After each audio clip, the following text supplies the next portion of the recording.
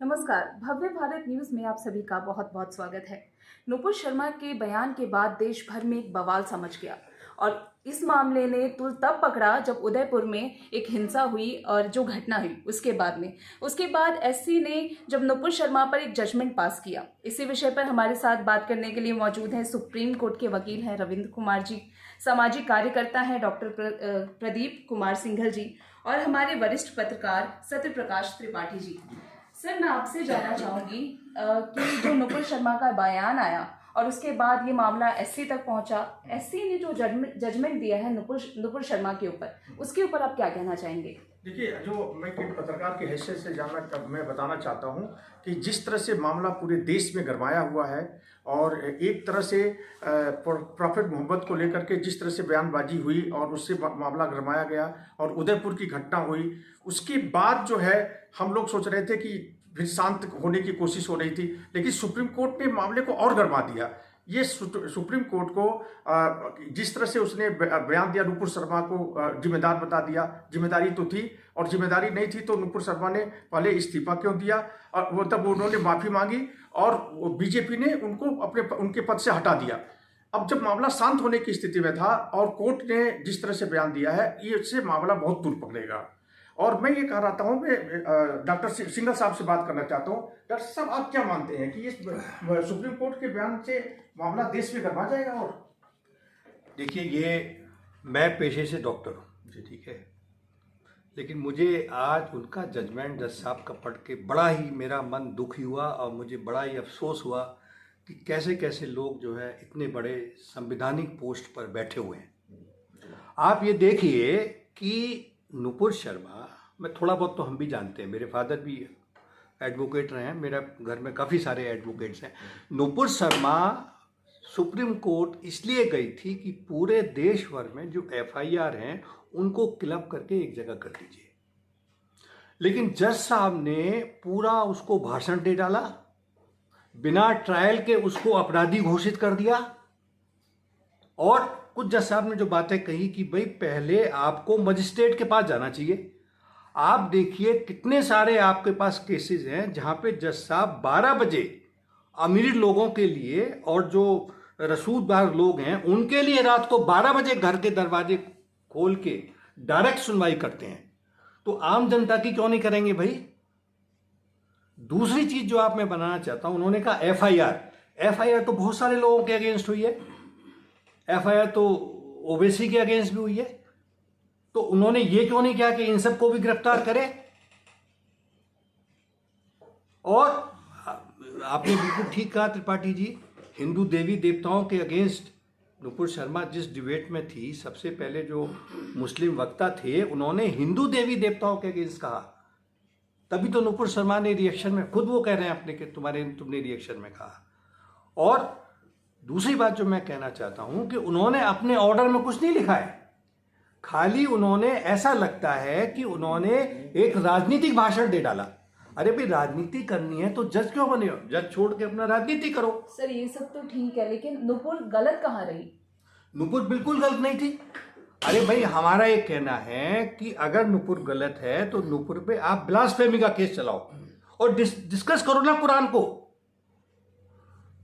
Supreme court जो है कुरान को पूरा देखे कि भाई क्या इसमें लिखा है नहीं लिखा है, नहीं, लेकिन तो पूरा कुरान को डिस्कस करो ना। हमारे साथ जो है रविंद्र कुमार जी। रविंद्र जी, ये बताइए कि जो कोर्ट का जो ऑब्जर्वेशन था वो उसको क्या उससे माहौल गरमाएगा नहीं? जहां मामले को शांत करना चाहिए, उम्मीद करते थे लोग सरकार से और कोर्ट से उम्मीद करते हैं कि मामले को शांत किया जाए, तो ये तो और गरमाने का काम किया कोर्ट ने। आप इस पर क्या कहेंगे? देखिए, नुपुर शर्मा ने अपनी जो पिटीशन डाली थी वो ट्रांसफ़र पिटीशन थी और उसमें उसने कहा था कि जो मेरे खिलाफ एफआईआर दर्ज हुई हैं सेक्शन 295A और 153 आईपीसी, ये रद्द की जाए, क्वेश्चन की जाए। और अल्टरनेटिवली उसने कहा था अगर ये रद्द नहीं होती तो आप जो है मेरे खिलाफ जितनी भी एफआईआर सेम सब्जेक्ट मैटर पर हुई हैं उन सबको क्लब कर दें और उनका एक जगह ट्रायल हो, ताकि मुझे जो है परेशानी ना हो। ये एक पिटीशन थी जिसपे सुप्रीम कोर्ट ने पहले ही बार में ये कहा कि पूरे देश में आप जो है आपकी बेलगाम जो जुबान है वो आग लगा रही है। और उनके वकील ने कहा अपनी तरफ से दलील देने के लिए कि भाई नुपुर शर्मा ने तो ये बात जो है एक टेलीविज़न शो में कही थी, जिसमें एंकर ने कोई सवाल पूछा और उस सवाल का जवाब वो दे रही थी। दिल्ली पुलिस के खिलाफ भी बोला कि उनके रेड कारपेट डाल रही है। उन्होंने तो ये पूछा कि भाई दिल्ली पुलिस ने अब तक इनको क्यों नहीं बुलाया। तब क्योंकि पिटीशन में लिखा था, पिटीशन में ही लिखा हुआ है कि 8 जून को एफआईआर दिल्ली पुलिस ने दर्ज की, उसके बाद देश के और राज्यों में दर्ज हुई, और दूसरा ये कहा कि 18 जून को 10 दिन बाद दिल्ली पुलिस ने उसको पूछताछ के लिए बुलाया था। तब जजों ने कहा कि दिल्ली पुलिस ने अगर उनको बुलाया था तो उनका रेड कारपेट वेलकम किया होगा और उन्होंने जो है सही जांच नहीं की। एक तरह से सुप्रीम कोर्ट ने कहा कि हमें पता है कि पुलिस जो है इस मामले में किस तरह बर्ताव कर रही है। तो एक तरह से उन्होंने दिल्ली पुलिस को भी कहा और उन्होंने ये कहा कि जो उदयपुर में कन्हैया लाल की मौत हुई है उसके लिए भी नुपुर शर्मा जिम्मेदार हैं, और नुपुर शर्मा को एक तरह से ये कहा कि पूरे देश में आग लगाने के लिए, जब नुपुर शर्मा ने कहा कि मैं पार्टी प्रवक्ता हूँ, तब उन्होंने कहा कि इससे आपको ये अधिकार नहीं मिल जाता कि आप दूसरे धर्मों का अपमान करें। तो एक तरह से सुप्रीम कोर्ट ने नुपुर शर्मा को बिना ट्रायल के ये सिद्ध कर दिया कि उसकी वजह से ही सब कुछ हुआ है। और जब उन्होंने कहा कि आप माफ़ी मांगो टेलीविज़न पे, तो इसका मतलब है कि जिसे हम कहते हैं ना कन्फेशन ऑफ अपना क्राइम, जब भी अगर आप समझिए जो आपराधिक कानून होता है उसमें हर अभियुक्त से पूछा जाता है आप पे ये चार्ज हैं, आप इनको स्वीकार करते हो नहीं, तो अक्सर अक्यूज कहता है कि मैं इन्हें स्वीकार नहीं करता और मैं ट्रायल मांगता हूँ। अगर कोई आदमी ये कहे कि हाँ जी मैंने अपराध किया मुझे माफ़ कर दो, इसका मतलब वो प्लीड गिल्टी है और उसको सज़ा मिलेगी, उसके अलावा उसके पास कोई चारा नहीं है। सर मैं आपसे पूछना चाहूंगी कि आउट ऑफ सब्जेक्ट जाकर 2 जजों का इस तरीके से कमेंट करना कितना सही रहेगा? देखिए, ये तो आपको यही वाला एग्जाम्पल हुआ कि कोई भी एक मरीज मेरे पास आए अपना गला दिखाने और मैं उसके पेट का ऑपरेशन कर दूं जी, ठीक है, और जब मैं उसको डिस्चार्ज स्लिप दूं तो उसमें मैं सारे थ्रोट का एग्जाम लिख दूं, तो आप बताओ डॉक्टर की क्या सजा होगी? वही सजा होनी चाहिए।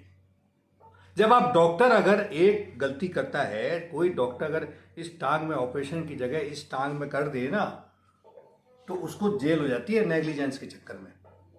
तो ऐसा एक रूल होना चाहिए जजों के लिए भी। सर आपको लग रहा है कि नेग्लिजेंसी बढ़ती जा रही है नुपुर शर्मा के केस में? ये बहुत बड़ी नेग्लिजेंसी है, ये ब्लंडर है जी। और ऐसे कानून बनने चाहिए कि जब डॉक्टर के खिलाफ ये कानून है तो जजेस के खिलाफ क्यों ना हो। सर बिल्कुल, जिस तरीके से हमारे देश में डॉक्टर और जो जज हैं उनको भगवान माना जाता है, और इस तरीके का जो जजमेंट आया है ये अपने आप में बहुत बड़ी बात है। आपने बिल्कुल किया भाई, डॉक्टर को आप भगवान मानते हो लेकिन डॉक्टर के खिलाफ एक्शन भी तो लेते हो ना जी। आप मान लीजिए अगर आपके परिवार में ये हो जाए, कोई डॉक्टर ही कर दे, तो आप क्या करोगी? डॉक्टर के अगेंस्ट एफआईआर होगी, डॉक्टर अरेस्ट हो जाएगा, उसको जेल हो जाएगी जी। और एमसीआई उसकी एमसीआई जो है डिग्री उसकी खत्म कर देगा। डॉक्टर साहब, तो मेरा ये कहना है कि जब डॉक्टर के लिए हो सकता है तो जजेस के लिए भी होना चाहिए। अगर वो जजेस इतना खराब बोलते हैं, अगर खुद ही मतलब उस पर दोष लगाएं और खुद ही ट्रायल करें, सब कुछ करें, तो ऐसे जजेस के अगेंस्ट भी जैसे डॉक्टर्स के अगेंस्ट एक्शन होता है उनके अगेंस्ट एक्शन होना चाहिए। उनकी जो भी डिग्रियां हैं उनको खत्म करना चाहिए, उनको अरेस्ट करना चाहिए। सर यहाँ पे सुना भी नहीं जा रहा है ना, नुपुर शर्मा को सुना भी नहीं जा रहा है।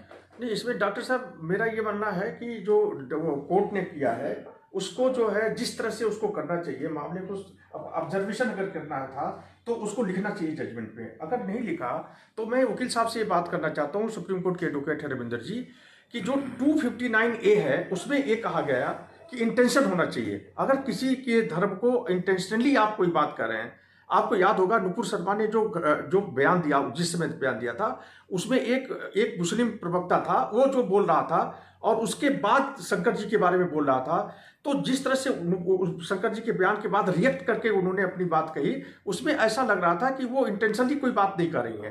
तो इस मामले को कोर्ट क्यों तूल दे रही है? जो मामला इंटेंशनली नहीं कहा गया तो उसको तूल क्यों कोर्ट दे रही है, ये बात नहीं समझ में आ रही है। आप बताएं जरा इसमें कोर्ट का। देखिए, जो एक्ट है 295A प्रोटेक्शन, जो इस आईपीसी का जी, तो इसमें लिखा हुआ है कि deliberately and malicious act to intend outrage any religion, ये शब्द जुड़ा हुआ है कि आप डेलिबरेटली जानबूझकर और दुर्भावनापूर्ण तरीके से अगर किसी धर्म के बारे में ऐसी बात कहते हैं जिससे उसको मानने वाले लोगों की भावनाएं आहत होती हैं, तो ये सेक्शन लागू होता है। सर मेरा ये कहना है कि नुपुर शर्मा के पहले भी चाहे वो हिंदू धर्म के लिए हनुमान जी का हो, सीता जी का हो, जिस तरह से आरोप लगे मुस्लिम संप्रदाय द्वारा, तो उस पर कुछ नहीं कहा गया।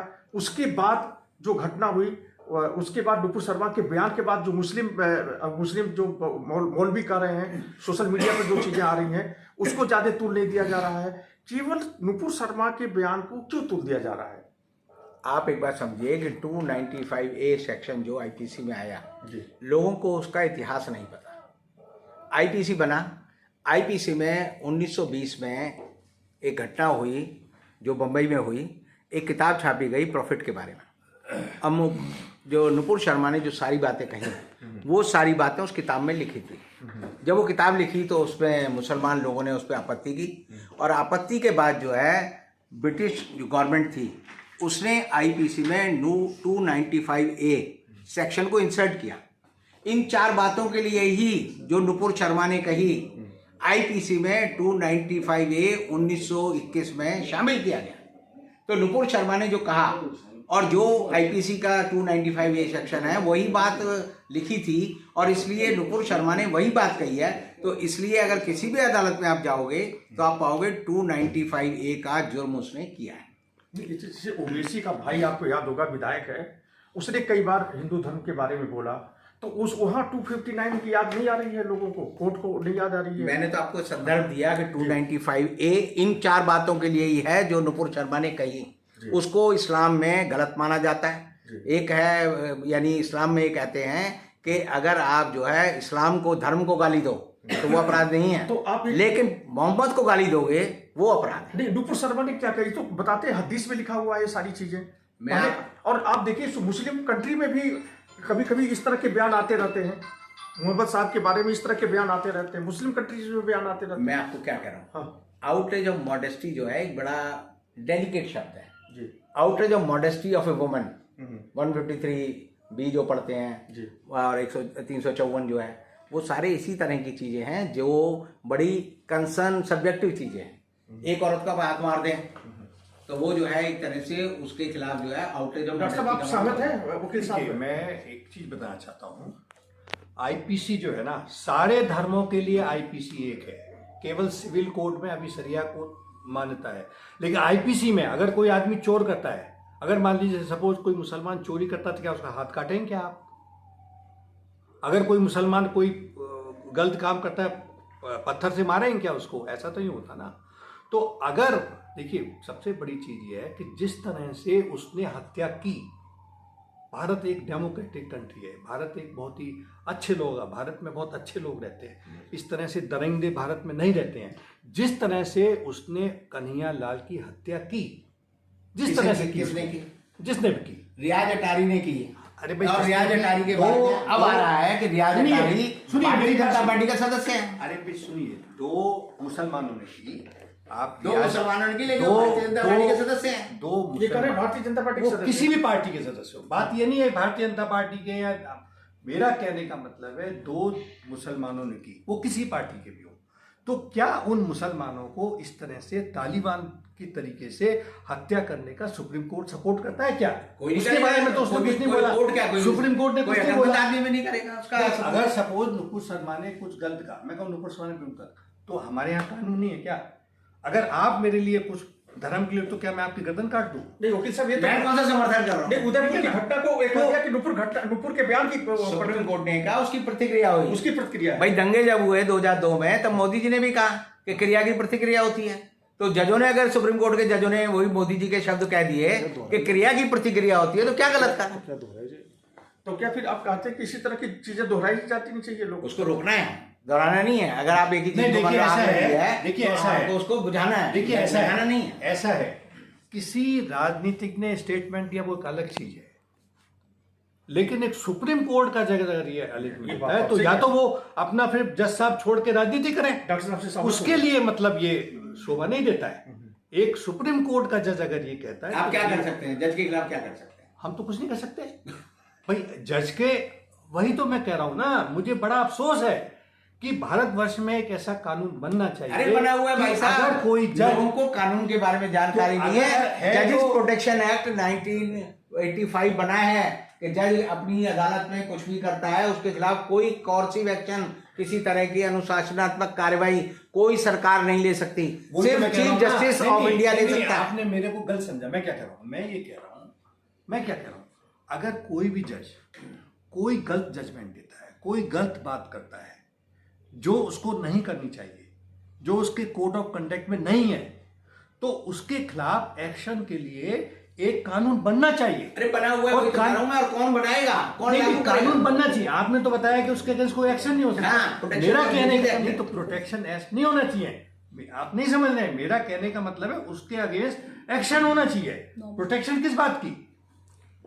ये गलत है। तो वो एक्ट कौन और बनाए? मैं इस भारत की संसद से मैं करता हूं, अनुरोध करता हूं कि इसको 2/3 क्या 100% मेजोरिटी से एक ऐसा कानून बनाए कि अगर कोई भी, देखिए संविधान के पद पे अगर मान लीजिए एक चीफ सेक्रेटरी बैठा हुआ है, एक मान लीजिए आईएएस है, वो चीफ सेक्रेटरी है, या वो मुख्य सचिव भारत वर्ष का है, अगर वो कोई ऐसा जजमेंट देगा तो उसके अगेंस्ट कार्रवाई होती है नहीं होती है? बिल्कुल होती है। अगर प्राइम मिनिस्टर नरेंद्र मोदी कोई ऐसा काम कर रहे हैं तो उनके अगेंस्ट कार्रवाई होती है नहीं होती है?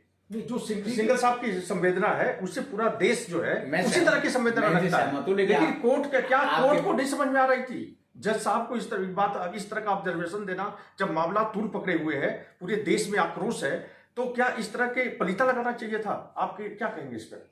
देखिए, मैं इस बारे में यही कहूंगा कि एक देश में अलग अलग तरह की राजनीति होती है, धार्मिक राजनीति होती है, आर्थिक राजनीति होती है, सामाजिक राजनीति होती है। बेसिकली जो